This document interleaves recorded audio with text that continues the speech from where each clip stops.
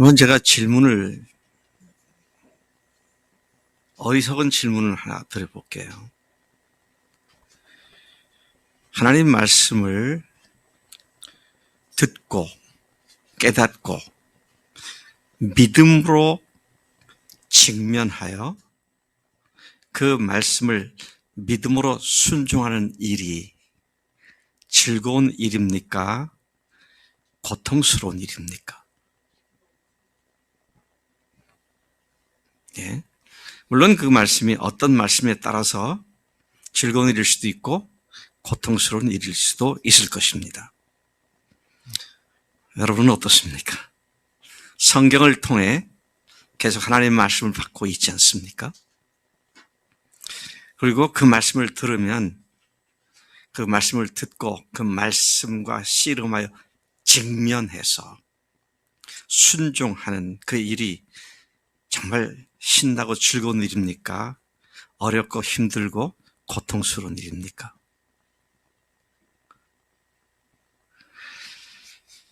우선 우리가 믿고 있는 복음 말씀 자체도 한번 생각해 볼까요? 네.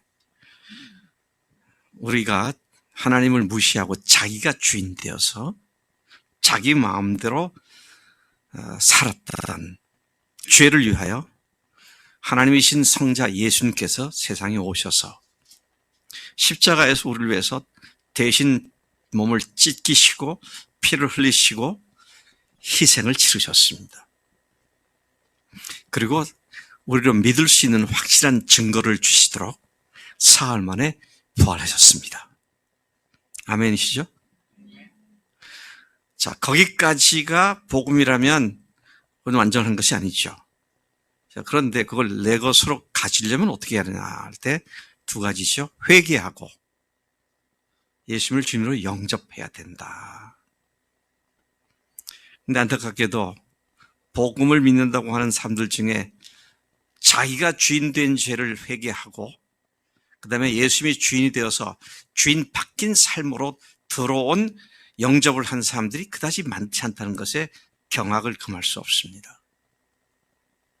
아무리 복음이 좋아도 회개하지 않으면 그건 타산지석일 뿐 나하고는 아무 관계가 없는 거잖아요. 근데 회개라고 하는 건 늘 자주 말씀드린다마는 하나님께 Oh God, I'm sorry. 죄송합니다. 라고 하는 것이 회개가 아니지 않습니까? 지금까지 자기가 주인 됐던 삶을 주님 앞에서 고백하고 이제는 주인을 바꾸겠습니다. 예수님을 주인으로 모시고 살아가는 것이 이게 회개고 영접이잖아요. 그게 쉬운 일입니까? 어려운 일입니까? 주인 바꾸고 그래서 그렇게 바꾼다고 말을 했지만 진짜 바꾼 삶을 살고 있느냐. 이것 때문에 많은 예수님을 영접했다는 많은 사람들이 양심의 가책을 받고 자책감에 빠지고 늘 주님 앞에서 비굴해지고 비열해지는 그런 삶을 사는 사람들이 굉장히 많이 있는 것 같아요. 제 자신도 그런 경험으로 늘 짓눌렸던 사람이었고요. 그렇다면 주인 바꾸는 삶이 즐거운 일이 아니잖아요. 차라리 몰랐으면 내 멋대로 사는 건 그 고생은 안 할 텐데 알고 나니까 이게 고민되는 건 아닙니까? 그럼 참 고통스러운 일이죠. 뭐가요? 복음 자체가 그게 즐거움이라고 말을 했지만 사실은 고통거리가 된다는 거잖아요. 뭐가 잘못된 건가요? 도대체 뭐가 문제입니까? 우리 교회는 지난 여름 수양회 이후 주님께서 거의 매주 설교 말씀을 통해서 우리 공동체에게 사랑을 말씀하셨고요. 주님께서 말씀하신 사랑은 목숨 걸고 주님을 사랑하는 것이고 목숨 걸고 이웃을 사랑하는 것이었습니다. 근데 그 말씀을 듣고 목숨 걸고 주님을 사랑하는 일이 즐거운 일입니까? 고통스러운 일입니까? 이웃을 목숨 걸고 사랑하는 일이 쉽습니까? 어렵습니까? 그렇지 못해서 계속 죄책감이나 자책감에 시달리고 있지는 않은가?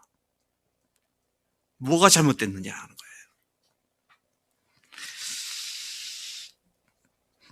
또 다른 말씀으로 들어보면 로마서 14장 7절부터 9절까지 우리 중에 아무도 자기를 위해 사는 자가 없고 자기를 위해 죽는 자도 없도다. 우리가 살아도 주를 위해 살고 죽어도 주를 위해 죽나니 그러므로 우리가 사나 죽으나 다 주의 것이로다. 이를 위하여 그리스도께서 죽었다가 다시 살아나셨으니 곧 죽은 자와 산 자의 주가 되려 하십니다. 아멘이시죠? 그러면 실제로 내 삶이 사는 목적이 사나 죽으나 내가 주님의 것이고 주님을 위해서 살고 주님을 위해서 죽는 것인가? 실제를 보면 혹시 이것이 고통스러운 일이 아닌가? 그런 생각을 해볼 필요가 있다고 하시죠. 우리가 성경에서 만나는 수많은 믿음의 선배들, 선진들, 이 사람들 이야기로 가득 차 있는 게 구약과 신약이잖아요. 우리가 믿음의 조상이라고는 아브라함부터 시작해가지고 신약에서 사도들의 일기까지 초대교회 교인들의 그 믿음의 선배들을 만나기까지 그들은 한결같이 말씀을 직면하고 말씀에 순종하는 가운데 반드시 만나게 될 수밖에 없었던 역경과 어려움을 돌파한 믿음의 사람들이었습니다. 믿음으로 행한다는 말은 들은 말씀대로, 믿는다고 고백한 말씀대로 살기 위해 지불해야 할 위험을 감수한다는 의미를 가지고 있는 것이죠. 그 위험 감수가 두렵다면 우리는 믿음의 발걸음을 한 걸음도 제대로 내디딜 수 없습니다. 지난 한 달 가까이 우리 교회는 매일 새벽 다니엘 말씀을 가지고 집에서나 교회에서 함께 묵상을 했습니다. 제가 다니엘을 구약의 인물 중에서는 요셉만큼이나 다니엘을 좋아하는 인물인데 그럼에도 불구하고 다니엘서의 절반 정도는 뿌연 상태에서 6장까지는 신이 나는데 7장부터는 잘 몰라가지고 뒤로 미루다가 이번에 할 수 없다는 말은 매일 새벽 인도해야 되니까 자세히 살피는 건데 너무 큰 은혜를 받았습니다. 다니엘서가 이런 내용을 다루고 있고 거기에 대한 다니엘의 믿음의 반응이 이런 것이었구나. 참 도전이 됐어요. 너무나 은혜가 됐고요. 근데 오늘 읽은 11장 말씀을 보다가 제가 충격을 받았습니다. 왜냐하면 다니엘이 그가 12살 내지 15살 어간에 바벨론으로 포로로 잡혀와가지고 채소만 왕이 주는 하사하는 음식은 거절하고 채소만 먹고도 아주 건강해졌던 그런 믿음의 용기와 그리고 다니엘의 세 친구들이 풀무불에 들어갈지언정 믿음으로 딱 서서 그 어려움을 돌파해 나가는 그런 믿음이나 또는 다니엘 자신이 한 번만 문을 살짝 닫고 창문을 닫고 기도를 해도 괜찮을지 몰랐을 상황에 굳이 창문을 열어놓고 하루에 3번 하나님께 기도하다가 그냥 그대로 함정에 빠져서 올가매어가지고 다니엘 자신이 사자굴에 던져짐을 당했잖아요. 그런데 하나님께서 그를 이 사자의 입과 손 발톱을 다 봉해버리고 구원해 주셨죠. 그걸 본 다리오 왕이 너무 놀래가지고 어떻게 합니까? 전국 방방곡곡에 전도지를 만들어서 전국에 살포를 해서 자기 치하에 있는 모든 사람들이 이 하나님을 두려워할지어다. 이 하나님에 대하여 큰 말을 하는 자들은 그 집을 그들 둘로 쪼개버리고 몸을 쪼개버리고 그 집은 거름더미를 만들어버려야 한다.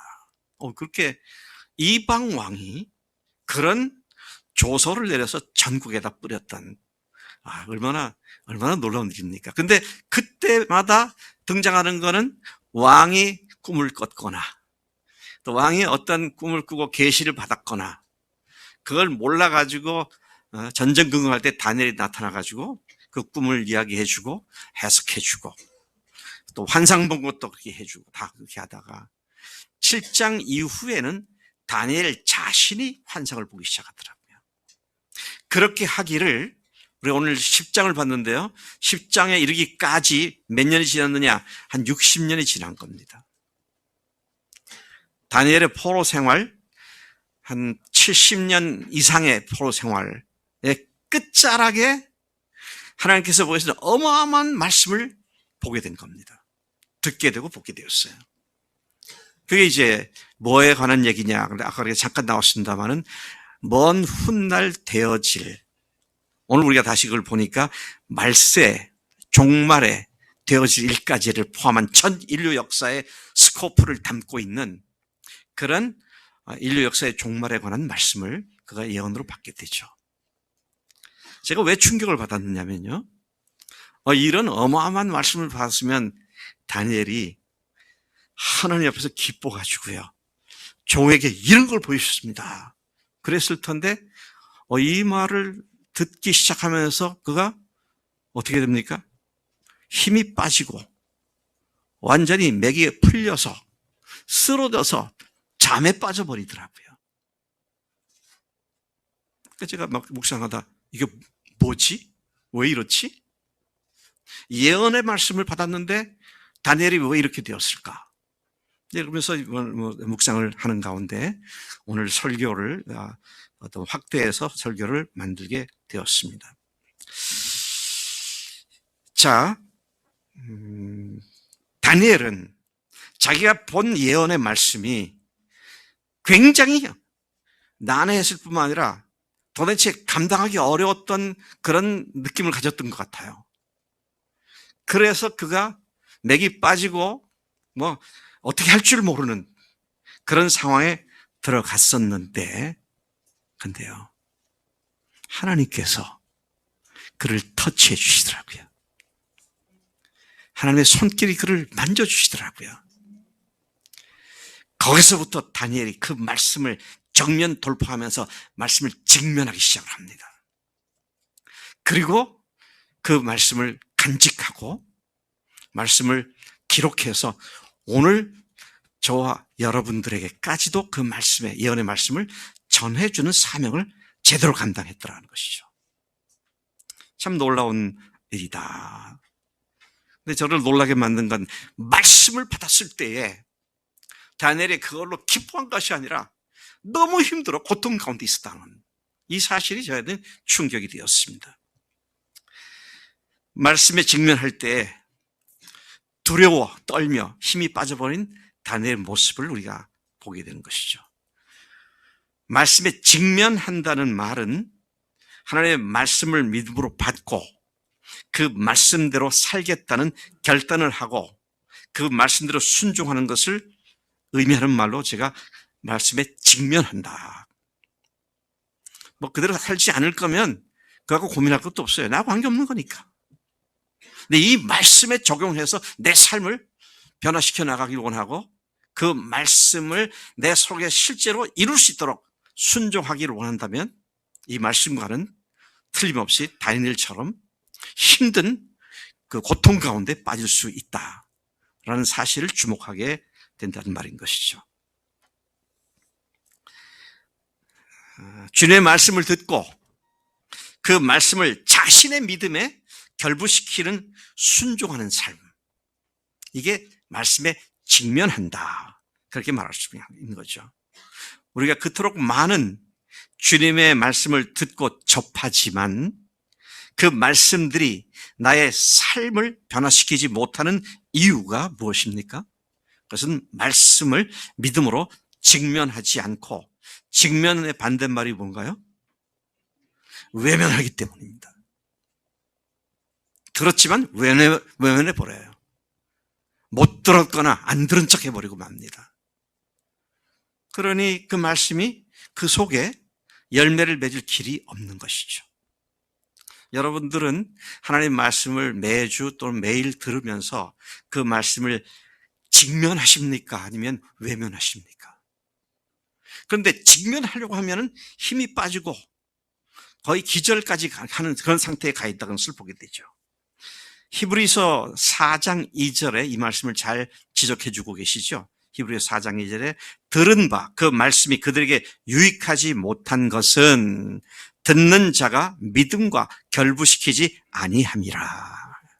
들었지만 믿음으로 결부시키지 않고 믿음으로 직면하지 않고 그냥 흘러보내는, 그렇기 때문에 수없이 많은 말씀을 들어도 그냥 지나가 버린다는 것이죠.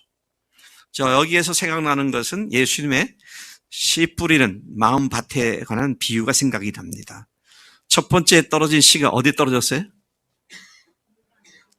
길가에 떨어졌잖아요. 그건 말씀이 떨어지면 아무 영향도 미치지 않고 없어지는 걸 얘기하는 거잖아요. 두 번째가 어디입니까?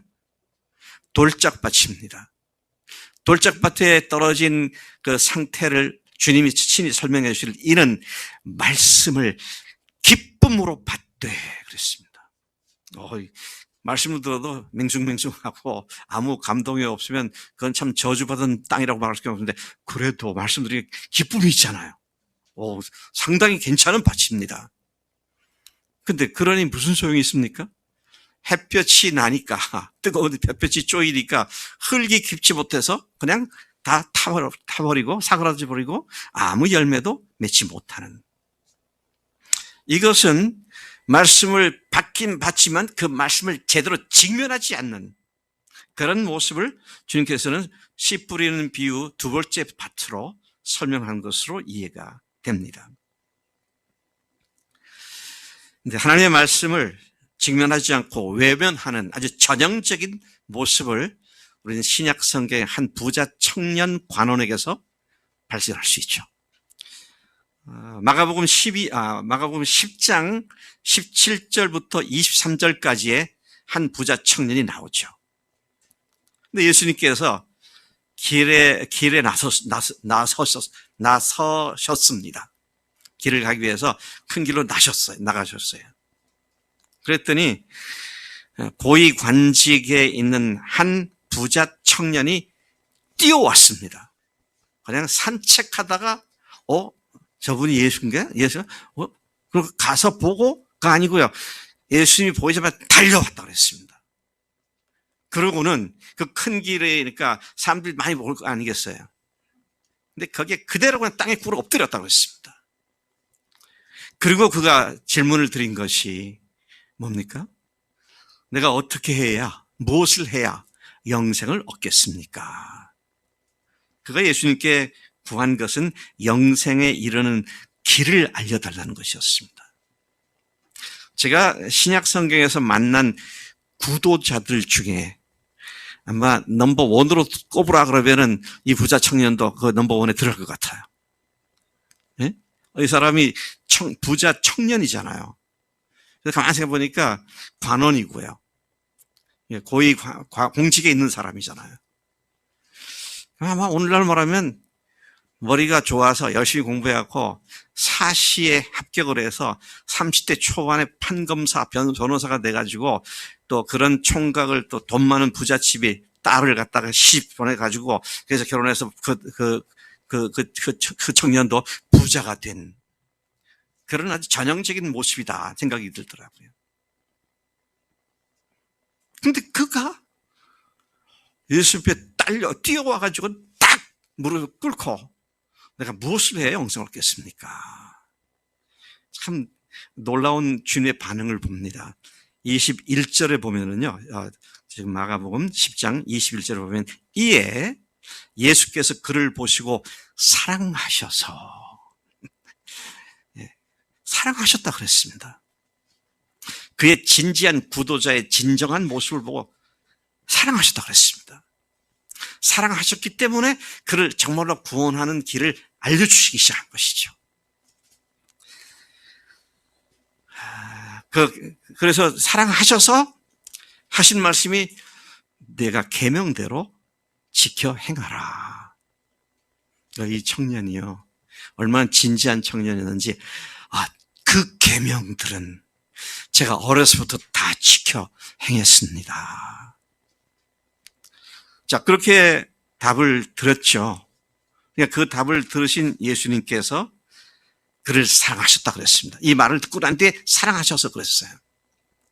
그러고는 뭐라고 하시냐면 네게 아직 한 가지 부족한 게 있구나. 그게 뭡니까? 가서 네게 있는 것을 다 팔아 가난한 자들에게 주라. 그리고 와서 나를 좇으라. 나를 따르라. 그렇게 말씀하셨죠. 예수님께서는 정확하게 그에게 영생의 길을 제시해 주신 것입니다. 자, 이 주님의 말씀에 이 청년이 직면할 것인가 외면할 것인가 하는 기로에 지금 서 있게 됐죠. 근데 안타깝게도 22절에 보면 그러나 그 청년은 재물이 많았기 때문에 주님의 말씀에 직면하기를 원치 않았고 그 말씀 때문에 슬픈 기색을 띠고 주님의 말씀을 외면하고 근신하며 떠나갔다 그랬습니다. 근심하며 떠나갔다. 그는 참으로 진지하게 예수님께 다가왔다가 깊은 고민을 하면서 예수님을 떠나가 버렸습니다. 왜 그는 말씀을 직면하지 않고 외면하고 떠나갔을까요? 주님의 말씀에 직면하기를 원치 않았기 때문이었습니다. 그 말씀대로 하기를 원치 않았기 때문이죠. 자신이 가장 아끼고 소중히 붙들고 있는 재물을 포기하라는 말씀에 그는 그 말씀에 직면하기를 결코 좋아하지 않았고 차라리 영생을 포기하는 쪽을 택해서 돌아갔다라는 말씀을 여기서 보게 되는 것이라는 것이죠. 참 안타까운 이야기입니다. 그 후에 이 청년이 나중에 변화돼서 돌아왔다는 말은 성경에 나오지 않습니다. 비실비실했던 체면 차리면서 숨은 제자 역할을 했던 니고데모는 나중에 주님께 돌아온 이야기가 나오잖아요. 근데 이 청년은 그렇지가 않았습니다.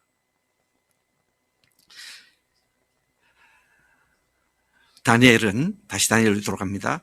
8절에 보니까 환상 가운데 하나님의 말씀을 들을 때 놀랍게도 그의 몸에 힘이 빠졌고 그의 아름다운 얼굴 빛이 변화에 썩은 듯 했고 힘이 다 없어졌다. 그리고 9절에 보니까 그분의 음성을 들을 때 그가 얼굴을 땅에 대고 깊이 잠들었다 그랬습니다. 하나님의 말씀을 받은 그가 오히려 힘이 빠졌고 거의 기절하다시피 깊은 잠에 빠져버리는 이 역설적인 반응을 보면서 생각을 많이 하게 됩니다. 여기서 우리는 하나님의 말씀은 그것을 듣는 자에게 큰 기쁨이 아니라 오히려 힘이 빠지고 낯빛이 아주 생기 있는 낯빛이 썩은 빛으로 변하고 아예 깊은 잠에 빠지는 반응을 가져올 수도 있다는 것을 확인하게 되는 것이죠.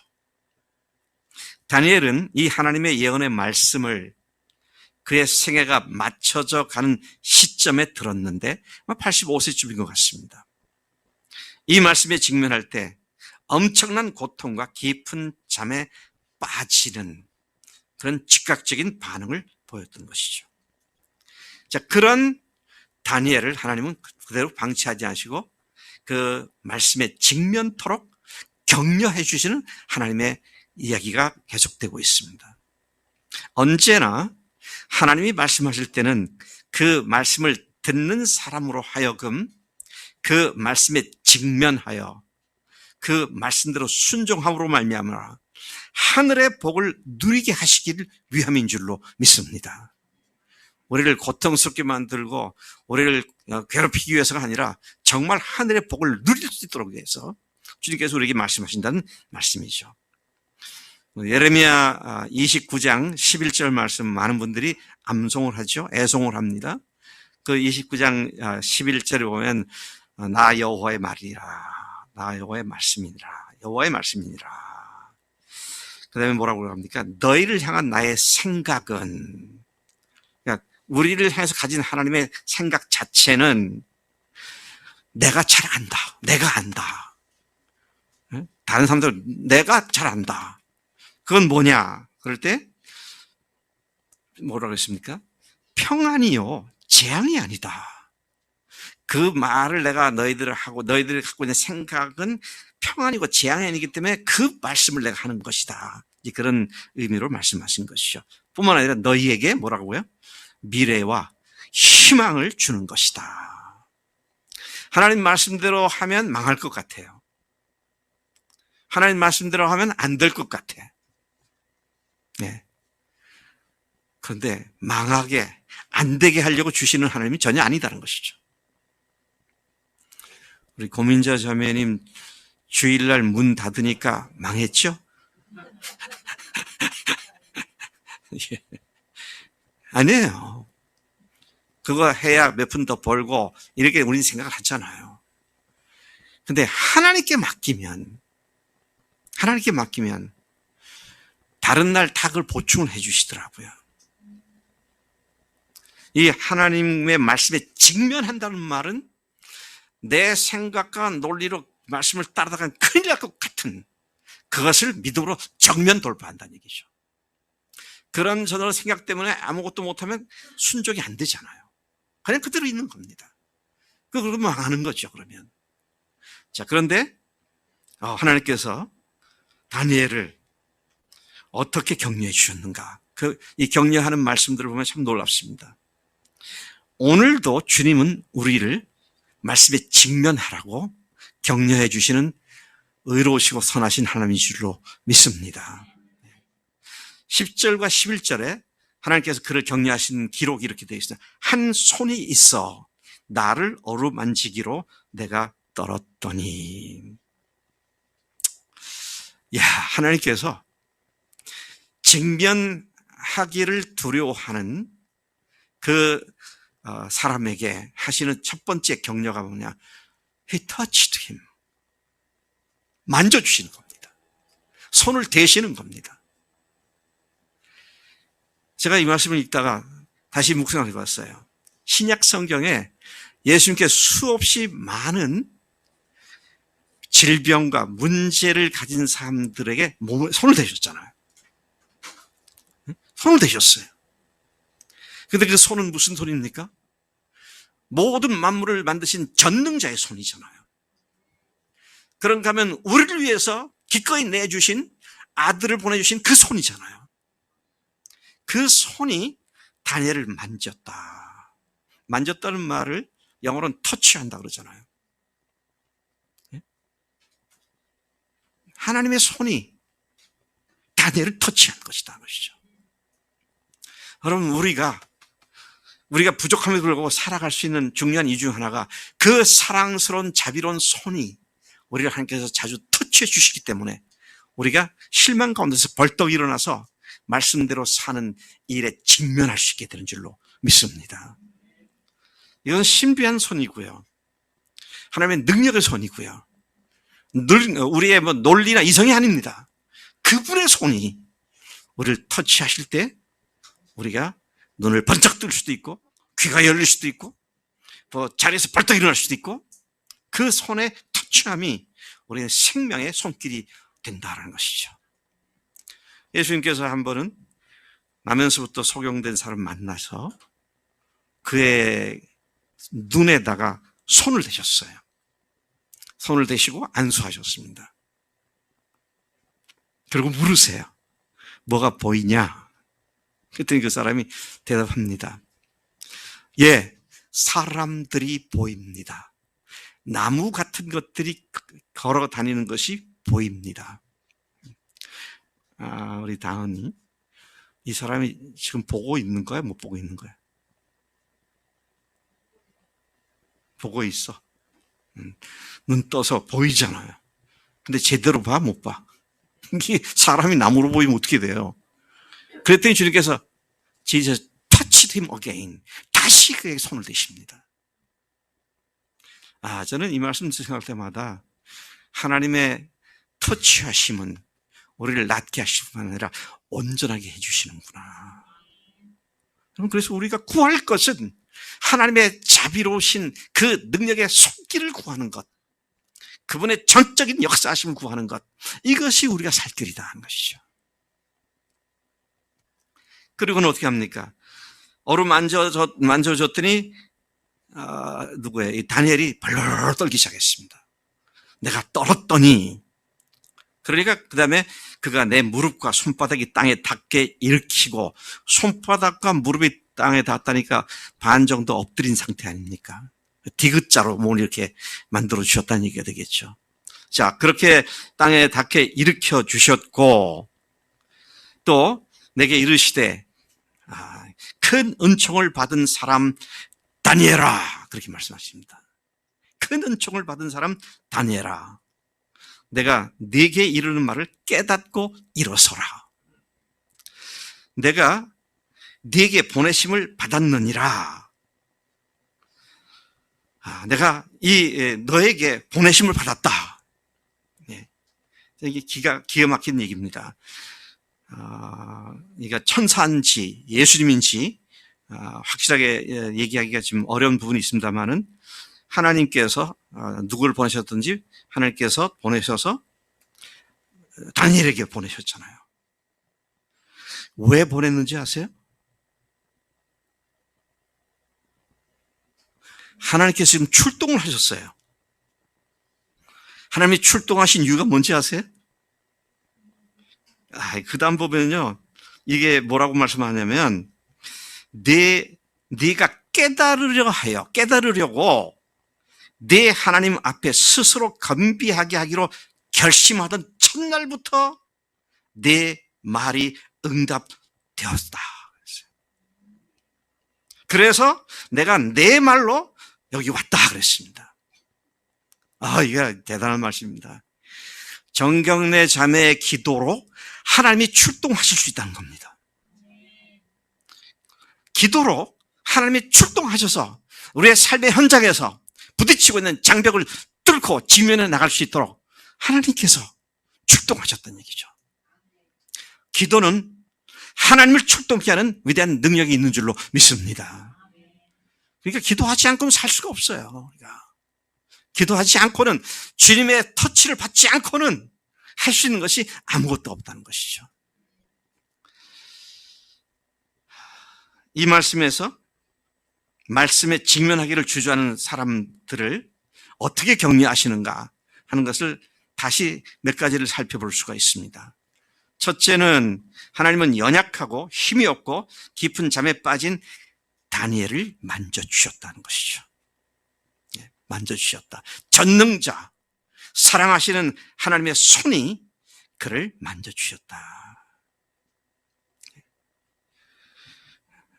아기들이 아프면 엄마들이 어떻게 해요? 약도 없고 하면 어떻게 하죠?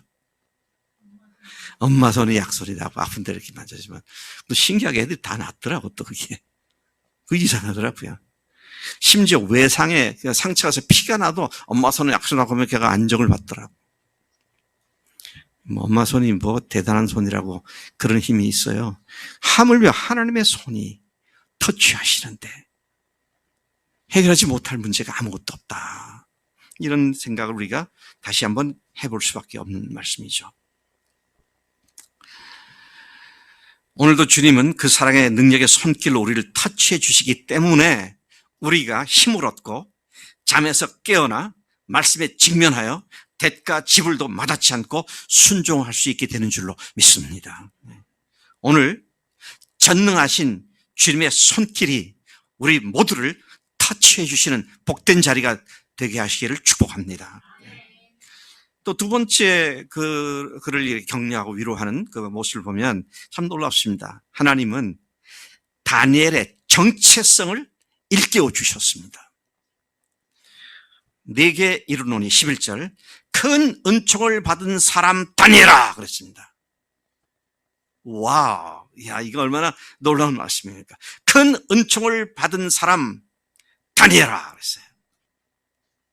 오늘도 주님께서 우리가 영적으로 제대로 서지 못하고 비틀거리고 비실거릴 때 이렇게 말씀하신 줄로 믿습니다. 큰 은총을 받은 하나님의 사람 현종아, 그렇게 말씀하시죠. 큰 하나님의 은총을 받은 현수야, 깨어나라, 일어나라. 우리 주님의 말씀을 들어야 합니다. 그리고 힘을 얻어야 돼요. 사랑아, 정신 차리고 깨어 일어나라. 네가 큰 은총을 받은 자가 아니냐. 그렇게 말씀하는 거죠. 안 믿는 친구들이 소개해줘서 어떻게 알게 될 여자하고 결혼하고 그렇게 하지 말고 나만 바라봐라.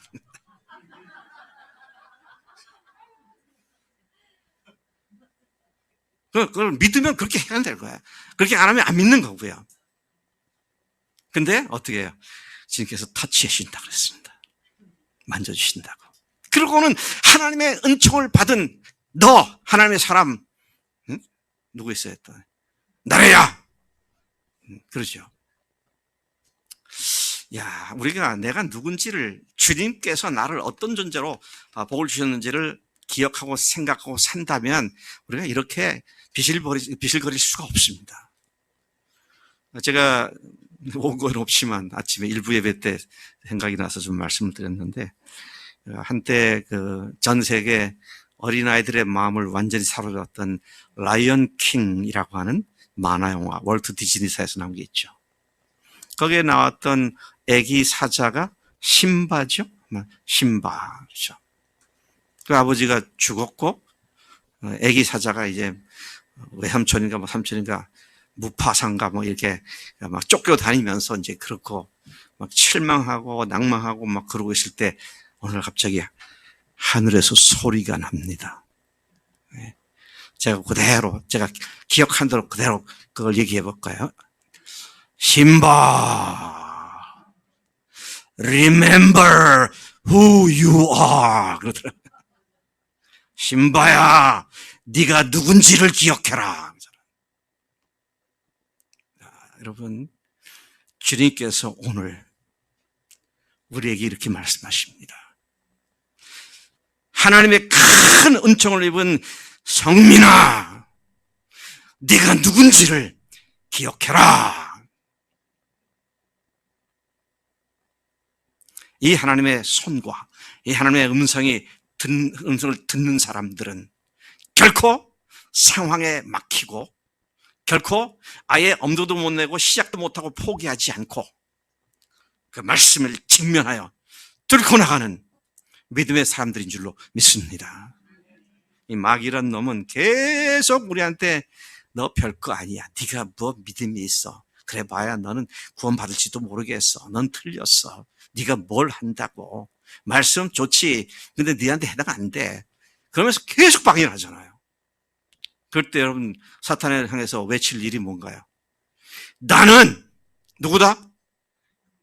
하나님의 큰 은총을 받은 자다. 나는 내가 누군 줄 안다. 그러면서 주님의 손길을 기다리면서 담대히 나갈 때 주님께서 우리에게 말씀하시는 것들을 실제 삶 속에 열매를 맺게 하시는 놀라운 역사를 일으킬 줄로 믿습니다. 사실 우리가 받은 은총은 다니엘이 받은 은총하고는 비교가 안 될 어마어마한 은총이잖아요. 네? 다니엘은 은총을 입어서 그가 보호함도 받고 뭐 지혜도 있고 해석도 하고 뭐 그런 일을 했지만 우리는 예수님의 친하신 몸의 희생으로 하나님의 죄 용서 받고 하나님의 아들과 딸이라고 하는 근본 우리의 스테이터스 신분 자체가 하나님의 아들이라고 하는 하나님의 딸이라고 하는 근본 신분의 격상이 이루어진 자죠. 그리고 하늘나라를 상속받을 하나님의 상속자가 되었고요. 그런가 하면 예수님과 완전히 하나가 된 예수님께 접붙임받은 그런 존재들이기 때문에 다니엘하고는 비교도 안 되는 어마어마한 복된 신분을 갖고 있는 자들이죠. 여러분 이것이 믿는 사람들이 자기 착각에 빠지는 얘기인가요? 아닙니다. 하나님께서 그렇게 말씀해 주셨고 약속해 주셨고 또 성령을 통해서 그걸 확신시켜 주셨기 때문에 우리는 이 부활하신 주님을 주인으로 모신 자들로서 당당히 살아갈 능력이 있는 자이며 자격이 있는 자이고 그런 신분을 가진 자가 되었다. 아멘이시죠? 이건 뭐 우리가 이거 분명하면은요 전혀 염려할 것이 없죠. 자, 세 번째 우리가 다시 생각해야 하는 것은요 말씀에 직면할 작정을 한 때부터 역사하시는 하나님이다 하는 것을 보게 됩니다. 본문에서 분명히 확인하는 사실은 우리가 들은 하나님의 말씀대로 순종할 마음을 먹고 작정할 때부터 하나님께서 역사하신다는 것이죠. 듣긴 들었는데 그러면 좋지만 뭐 그거 되겠어? 그러면 아무 일도 안 일어납니다. 그냥 그대로 그것도 있는 거예요. 근데 믿음으로 받고 작정을 할 때부터 하나님이 역사하기 시작하신다. 12절 그 말씀 하고 있습니다. 12절 같이 읽어볼까요? 12절 같이 읽습니다. 시작. 그가 내게 이르되 다니라 두려워하지 말라. 내가 깨달으려 하여 내 하나님 앞에서 스스로 겸비하게 하기로 결심하던 첫날부터 내 말이 응답 받았으므로 내가 내 말로 말미암아 왔느니라. 참 놀랍습니다. 다니엘이 아까 보고 깨닫지 못하고 오히려 혼돈되고 막 어려웠다 그랬잖아요. 근데 그가 그것 때문에 주저앉아 있다가 하나님께서 만져주시고 일으키시니까 어떻게 합니까? 내가 이 말씀을 깨달아야겠다. 하나님 저에게 이걸 깨닫게 해주십시오. 딱 결단하고 결심하게 때 그때부터 그 첫날부터 하나님께서 역사하기 시작하셨고, 그리고 지금 다니엘에게 찾아온 이 하나님의 사자 또는 예수님인지 정확히 모르겠습니다. 하나님 편에서 온 이 사람은 이 존재는 다니엘의 기도 때문에 출동했잖아요. 하나님의 출동을 일으키는 하나님의 사람들의 기도입니다. 제가 오늘 아침에 개 고양이 밥주러 창고에 들어갔더니 이게 보일러가 문제가 생겼더라고요. 위에서 막 물이 쏟아져 내리고 있더라고요. 올라가 보니까 보조 탱크가 이제 동그라기에서 이게 물이 올라가면 딱 올라가면서 나오는 데를 막는데 이게 떨어져 가고 붕붕 떠다니고 있더라고. 이걸 어떻게 하나? 그래서 보일러 사장한테 전화를 해가지고 지금 이러니까 출동을 좀 해달라고. 지금 창고에 물바다가 되니까 좀 와달라고. 그러니까 자기가 오늘 뭐 어디 가야 한다고, 내일 아침이나 되겠다고. 그래서 제가 제 말에는 출동을 안 하더라고요. 근데 하나님께 기도하는 것은 하나님께서 들으시고 즉각적으로 그날부터 출동하셔서 다니엘에게 찾아오셔서 내기 때문에 내가 여기 왔다. 그렇게 말씀하잖아요. 기도로 우리가 주 앞에 나갈 때 그 기도로 하나님께서 우리를 도우시고, 그리고는 우리로 하여금 그 말씀에 순종할 수 있도록 말씀에 직면하고 정면 돌파할 수 있는 그런 능력과 힘을 주시는 줄로 믿습니다. 이래서 안 되고 저래서 안 되고 그래서 못하고 저래서 못하면 아무것도 못합니다. 그런데 주님이 말씀하신 것이면 주님 앞에 작정하고 주님께 도움을 구할 때 주님께서는 반드시 오셔서 만지시고 깨닫게 하시고 일으켜주시는 그런 놀라운 하나님이신 줄로 믿습니다. 주님, 우리가 주님의 말씀에 직면하기를 결단할 때부터 응답하시고 역사하십니다. 이러한 결심과 결단은 우리 자신이 스스로 하나님 앞에서 부족한 존재임을 철저히 깨닫고 그분만을 의지함으로써 주님의 말씀에 직면하고 순종하겠다는 결단이 바로 이런 일을 가능하게 하는 것이다. 우리가 겸손히 전능자 하나님의 사랑과 전능하심을 믿고 그분의 말씀에 직면할 것을 결단하고 우리 자신을 그분께 맡기고 믿음의 행보를 내디딜 때부터 그날부터 주님은 즉각적으로 역사하신다는 것이죠. 자, 그런 것을 통해서 다시 힘을 주신 하나님께서는, 다니엘에게 주신 하나님께서는 다니엘로 하여금 말씀을 믿음으로 받게 하시는 일을 하신 것을 봅니다. 그렇죠? 다니엘이 환상 가운데 들은 예언의 말씀은 먼 훗날에 있을 이야기였습니다.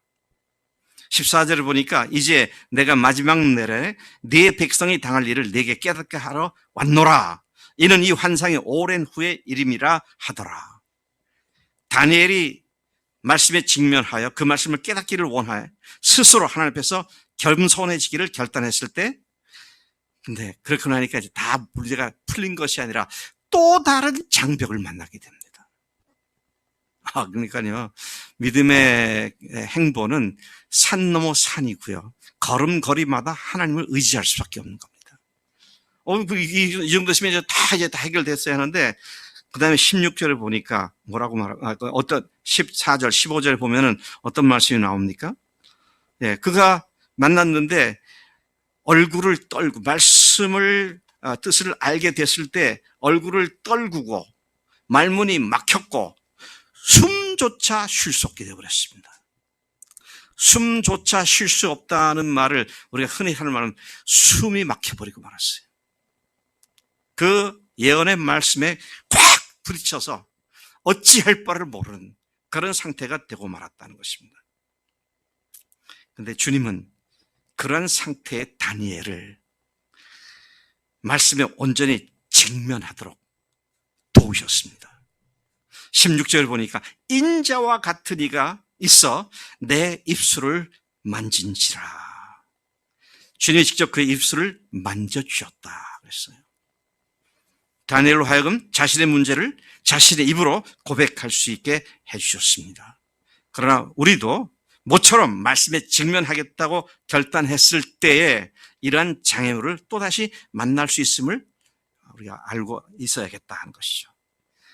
자, 그렇게 해서 하나님께서 입술을 만져준 뒤에 이번에는 18, 19절에서 또 사람의 모양 같은 것 하나, 아마 이것은 천사일 수 있겠다 생각하는데 하나가 다니엘을 만졌습니다. 다시 그를 만져주셨습니다. 그를 그래서 만져서 강건하게 해주었다 그랬습니다. 우리가 의지가 약하고요. 무엇을 성취하고 믿음으로 뚫고 나가기에는 너무 연약한 분들이 많죠. 네, 그것도 주님이 터치해 주실 때 강해지게 되고요. 담대해지게 되고 능히 이길 수 있는 그런 자리에 설 수 있다는 것이죠. 자, 그렇게 강건하게 했다 그랬는데요. 또다시 다니엘에게 말씀에 직면하도록 격려하는 말씀이 그 다음에 19절에 나오죠. 큰 은총을 받은 사람이여. 다시 그의 정체성을 일깨워줍니다. 큰 은총을 받은 사람이여. 두려워하지 말라. 평안하라. 강건하라. 강건하라. 이 성경에서 특히 구약에서 같은 말이 반복되는 건 굉장히 강렬한 의미를 갖고 있습니다. 자, 여기 보니까 두려워하지 말라 그랬습니다. 예, 두려워하지 말라. 자, 저한테서 설교를 들었던 분들은 기억할 겁니다. 두려워하지 말라. Fear not. 예, 영어로 fear not이죠. 두려워하지 말라. 이게 성경에 몇 번 나온다 그랬습니까? 366번이죠. 366번. 제가 전에 기도원 성서 배부하는 그 협회 국제 대표 통역을 할 때 한 분이 그렇게 말씀하신 걸 듣고 제가 은혜가 됐습니다. 하나님께서 365일 날마다 두려움 없이 담대하게 살으라고 그렇게 365번에다가 윤년까지도 빼먹지 않고 넣어서 366회로 말씀하셨다. 이제 뭐 꼭 그런지 아닌 거는 뭐 모르겠습니다만은 그만큼 매일 의지하는 거잖아요. 한 번 의지해서 했으면 끝난 게 아니라 항상 의지하는 거잖아요. 자, 그렇게 말씀을 하시면서 그다음에 두려워하지 말라. 그렇죠?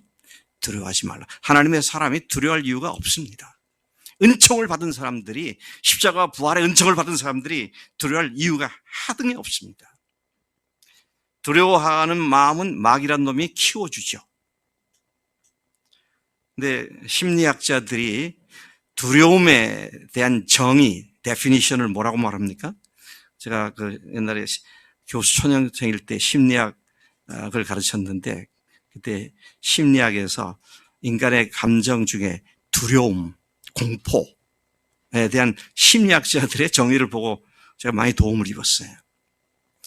이건 뭐라고 얘기를 하냐면 공포, 두려움이란 실제로 존재하지 않는 것을 상상하여 염려하고 무서워하는 거다.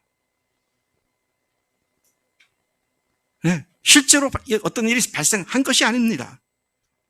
근데 이렇게 하게 되면 그럼 어떻게 될까? 그럼 이렇게 될 거야. 이렇게 되면 난 굉장히 손해를 보게 돼. 그리고 이건 이렇게 하면 내가 망하게 될지도 몰라. 이 발생했어요, 안 했어요? 지금 머릿속에 있는 겁니다. 근데 그거를 믿고 벌벌 떨고 앉아 있는 거잖아요. 아니요. 두려워하지 말라고 주님은 예나 지금이나 당신의 사랑하는 자녀들에게 Fear not. 두려워하지 말아라. 큰 은총을 입은 너 하나님의 사람 임정서봐. 두려워하지 말아라. 그러신다고요. 그리고 계속해서 평안하라. 두려워하지 않는 사람은 평안을 누립니다. 너무 어려워서 힘들어서 내가 주님께 맡기겠습니다. 그리고 맡겼다고 하는데 맡기고 났다고 하면서 계속 두려워해. 그럼 맡긴 거야, 안 맡긴 거야? 아니죠. 기도 한번 해본 거지, 그냥. 근데 정말 맡겼다면 안 두려워합니다. 그냥 맡겨버려요. 그러니까 두려워하지 말라, 평안하라, 그리고 또 계속 반복해서 강건하라, 강건하라 그러죠. 여호수아 1장에서 모세로부터 여호수아로 리더십이 바뀌어질 때도 하나님께서 말씀하신 그거 아닙니까? 남자같이 강건하고 담대하라. 내가 너와 함께한다. 네, 하나님께서는 전능하실 분이라 전지하시고 또 어디나 계시는 분이시잖아요. 그러니까 어디나 계시니까 안잠의 그 센터에도 계시잖아요. 섬마을 주방에도 계시고요. 어디나 계시니까. 그분이 아시죠. 그분이 지금 보고 계시죠. 그래 두려워하지 말라는 거예요. 나에게 맡기고 너희들은 두려워하지 말고 평안함을 가지고 강건해져라. 그렇게 말씀을 하시는 것이죠. 그 다음에 또 놀라운 말씀이 납니다. 그가 이같이 내게 말하매 내가 곧 힘이 나서 말씀만 들어도 힘이 났다는 얘기입니다. 강건하라 그랬으니 강건해야지 자기 암시 그런 거 아니고요. 주님께서 강건하라고 하시니까 실제로 강건해지는 겁니다. 그분의 말씀에 능력을 여기서 다시 보게 되죠. 힘이 나서 이르되 내 주께서 나를 강건하게 하셨사오니 말씀하옵소서. 와, 주님께서 계명처럼 강건해라 그런 한 것이 아니라 그 말씀 속에 실제로 강건하게 해주시는 하나님의 능력이 함께 한다는 것을 우리에게서 확인하게 되죠. 주님은 오늘 똑같이 우리에게 말씀하십니다. 큰 은총을 받은 아무개야. 그 아무개야에다 여러분의 이름을 넣어가지고 같이 한번 큰 소리로 외쳐보겠습니다. 큰 은총을 받은 사람 아무개야 두려워하지 말라. 그렇게 한번 볼까요? 시작. 큰 은총을 받은 사람 영철아 두려워하지 말라. 두려움은 하나님께 속한 것이 아니고 마귀의 것입니다. 하나님께 속한 하나님의 은총을 받은 우리이기 때문에 두려워할 이유가 없고 평안하게 그리고 날이 갈수록 강건해져서 하나님께서 말씀하신 것을 정면으로 직면하고 돌파해서 그 말씀이 실제로 순종으로 이루어지는 그런 삶이 됨이 마땅한 줄로 믿습니다. 드디어 다니엘이 말씀드렸습니다. 내가 곧 힘이 나서 이르되 내 주께서 나를 강건하게 하사오니 말씀하시옵소서. 오늘 이 아침에 주님께서 여러분들을 강건하게 해주신 줄로 믿습니다. 더 이상 속지 않고 정말 주님만 의지하고 나갈 때 능히 승리할 수 있다는 것이죠. 이제 오늘 이 말씀을 복음의 말씀에 직면하는 문제에 적용시켜서 말씀을 마무리하겠습니다. 복음에다가 이 말씀을 복음의 말씀에 직면하는 것으로 적용을 시켜보겠다는 것이죠. 자기가 주인 되어서 자기 마음대로 살아가는 죄인인 우리를 사랑하셔서 성자 하나님이신 예수님이 세상에 오셨고 우리의 죄를 대신하여 십자가에 죽으셨고 그러한 희생의 죽음을 하나님으로서 행하셨다는 이 사실을 부활로 확증해 주신 분이 바로 예수님이십니다. 이 놀라운 말씀에 직면하기 위해 우리는 먼저 회개해야 되고, 여기서 회개는 막연한 도덕 윤리적 죄책감에 대한 회개가 아니라 자기가 하나님을 밀어버리고 자기가 하나님 자리에 올라가 있었던 바로 근원적인 죄를 얘기하는 것이죠. 그리고 이제는 그 내어드린 그 마음 보좌에 예수님을 자기 일생일대 주인으로 모셔드리는, 자, 이것이 복음의 직면, 복음의 말씀에 직면하는 구체적인 행위다 하는 것이죠. 여러분이 자신이 죄인인 것을 고백하셨습니까? 아니, 분명히 하십시다. 자기가 주인 되었던 죄를 회개하셨습니까? 그리고 그 자리에 예수님을 주인으로 모셨습니까? 그러면 어떻게 해요? 너 하나님의 사람, 아무개야. 이게 바로 우리에게 해당되는 것입니다. 이 하나님의 격려하신 말씀을 다시 묵상하면서 담대히 승리하며 매일을 살아가는 하나님의 말씀에 직면되어지는 그런 삶이 되기를 축복합니다. 하나님 아버지 감사합니다. 이 아침에 저희들에게 다니엘의 하나님의 말씀을 대했던 그의 두려움, 그의 숨막힘, 그의 처절한 자신의 모습, 그런데 하나님께서 그를 격려하시고 도전하시고 그래서 그가 하나님의 말씀에 직면토록 하신 것을 저희들이 들었습니다. 오늘 다니엘과는 비교가 될 수 없는 어마어마한 하나님의 복음의 말씀을 들은 저희들이 하나님의 말씀에 직면하게 하시고 그 말씀이 땅에 떨어져서 돌짝밭에 떨어져서 조금 기쁨을 맛보다가 사라지는 것이 되지 않고 견실한 열매를 맺는 말씀들로 우리의 생애가 이루어지도록 복 주시는 줄로 믿습니다. 그런 결심과 작정을 하고 달려가는 우리에게 주님께서 일하시는 줄로 믿고 감사를 드립니다. 감사하고 예수님의 이름으로 기도를 삼나이다. 아멘. 아멘.